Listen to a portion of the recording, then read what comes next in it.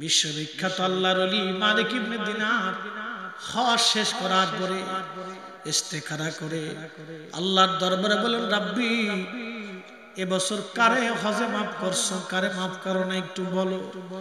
আল্লাহ জানাইলেন, বন্ধু সবাইরে মাফ করছি, কিন্তু একজনকে মাফ করি নাই।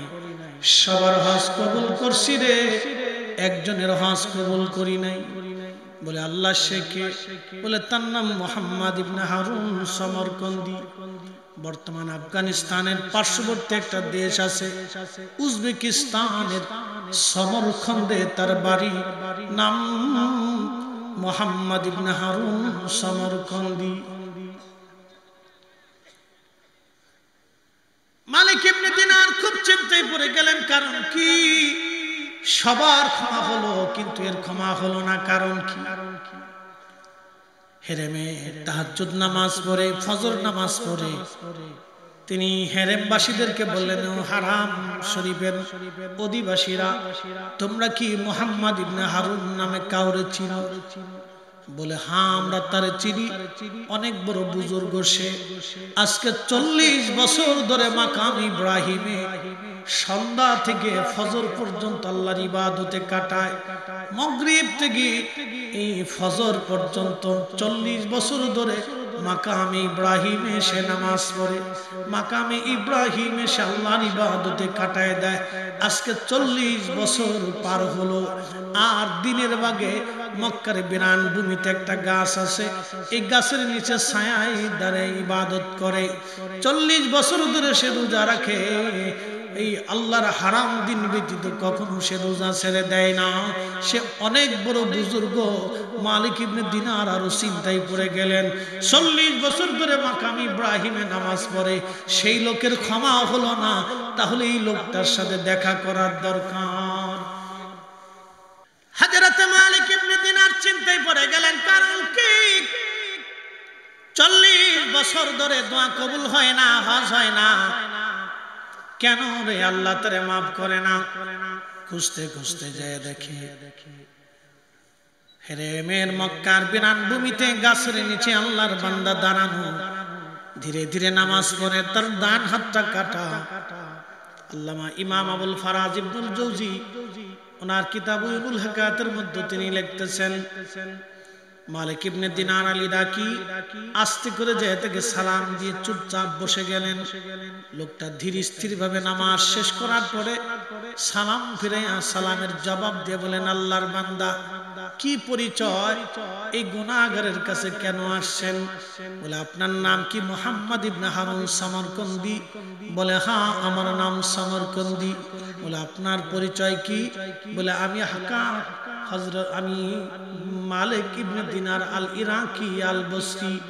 বলতেছে, হুজুর আমি আপনার নাম শুনছি, আপনি জমানার অনেক বড় আল্লাহর ওলি, অনেক বড় জাহিদ, অনেক বড় বুজুর্গ।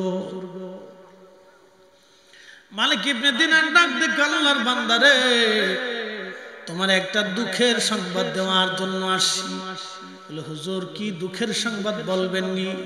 বলে আল্লাহর বান্দা, আমি হজ শেষ করার পর ইস্তিখারা মুরাকাবা মুশাহাদা করে দোয়া করে আমি রবের দরবারে আরজি জানাইলাম, কার হজ হলো কার হজ হলো না। আল্লাহ আমারে জানাইছে সবার হজ হইছে, কিন্তু তোমার হজ আল্লাহ কবুল করে নাই, তোমারে আল্লাহ মাফ করে নাই। সমরকন্দি চোখের পানি ছেড়ে দিয়ে বলল, মালিক ইবনে দিনার, শুধু আপনি না গো, আজকে 40 বছরে 40 জন আল্লাহর ওলি হজ শেষ করার পরে আমাকে সংবাদ দিয়ে যায় সবার মাফ হয়, কিন্তু আমার মাফ হয় না। সবার গুনাহ ক্ষমা হয়, কিন্তু আমার গুনাহ ক্ষমা হয় না। সবার হজ কবুল হয়, কিন্তু আমার হজ কবুল হয় না।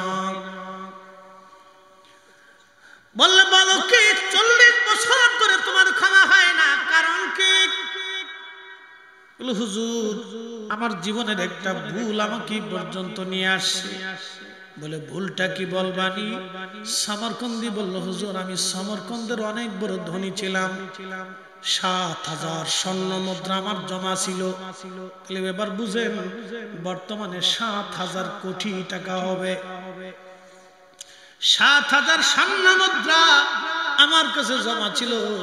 হুজুর অনেক বড় ধনী ব্যবসায়ী ছিলাম আমি, দাসীবাদী 12 জন দাসী ছিল আমার নিজের। হুজুর আমি মদপায়ী ছিলাম, নেশা করছিলাম। আমি রাত্রিবেলা নেশা করে শাবানের 29 তারিখ দিন যায় না, শেষ রজনীতে আমি নেশা করে বাড়ি আসছি। রাত্রিবেলা মা উনুনে চুলার পাশে বসে বসে মা রান্না করতেছিল। আমি মাতলামি করে করে যখন ঘরে ফিরি, মা আমার হাতটা ধরে বললেন, বেটারে শাবানের শেষ রাত, মাহে রমজান আসতেছে, কত ছেলেরা রমজানের জন্য প্রস্তুতি নেয়, তুই কিনা আমার একটা মাত্র সন্তান, মদপান করে ঘরে ফিরে আসিস, কত মানুষ মরে যায়, তুই কি মরতে পারিস না? জুর মা যখন এই কথা বলছে, শয়তান আমাকে পেয়ে বসছে। নেশায় আক্রান্ত হয়ে আমি রাগান্বিত হয়ে মাকে ঘুষি মারতে লাগলাম, থাপ্পড় মারতে লাগলাম, মাকে পিটাইতে লাগলাম। বৃদ্ধ মা আমার আমাকে আরো বকাঝকা শুরু করলেন। হুজুর আমি আরো রাগ করে মাকে জাপটে ধরে নিয়ে আমি মারে ওই উনুনে চুলার ভিতরে আগুনের মধ্যে মাকে ফেলে দিলাম। আমি যখন মাকে আগুনের মধ্যে ফেলে দিয়েছি, আমার স্ত্রী আমাকে ধরে নিয়ে ঘরের মধ্যে নিয়ে দরজা মেরে দিল। হুজুর সারা রাত্র আমি নেশায় আক্রান্ত হয়ে অজ্ঞান হয়ে পড়েছিলাম। সকালবেলা হুঁশ ফেরার পরে দরজা খুলতে গেছি, দেখি আমার দরজা বাহির থেকে বন্ধ করা। ডাক দিলাম, বিবি দরজা বাহিরে বন্ধ কেন? স্ত্রী কর্কশ ভাষায় ডাক দিয়ে বলল, স্বামী তোমার মতো নাফরমানের সঙ্গে আমি সংসার করব না, তোমার মতো নাফরমানের সাথে সংসার করার চাইতে তালাক নিয়ে চলে যায়, একাকী থাকা ভালো।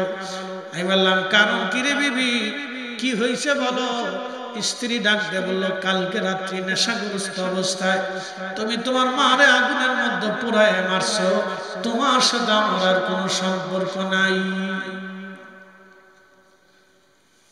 হুজুর আমি পাগল পাড়া হয়ে গেলাম।